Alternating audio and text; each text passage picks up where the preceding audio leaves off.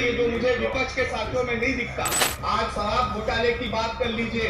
शराब नीति जिस प्रकार से इन्होंने बनाई, उस शराब नीति में भी कहीं न कहीं भ्रष्टाचार और कलंकित करने का काम भूपेश बघेल जी ने किया है। भूपेश बघेल जी वहाँ पे कुंभ में नहीं गए क्योंकि उनको सिर्फ और सिर्फ सनातन धर्म का विरोध करना था, उनको हिंदुत्व का विरोध करना था।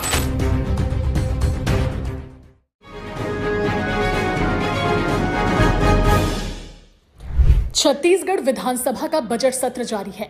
सत्र के चौथे दिन की शुरुआत होते ही सदन में जमकर हंगामा बरपा। विपक्ष ने राज्यपाल के अभिभाषण पर कई सवाल उठाए तो बीजेपी विधायक रिकेश सेन ने भी उनके सवालों का जवाब दिया और चैलेंज कर डाला। सदन में राज्यपाल के अभिभाषण पर चर्चा करते हुए वैशाली नगर से बीजेपी विधायक रिकेश सेन ने बताया कि कैसे छत्तीसगढ़ के विकास के लिए विष्णुदेव साय की सरकार अद्भुत काम कर रही है।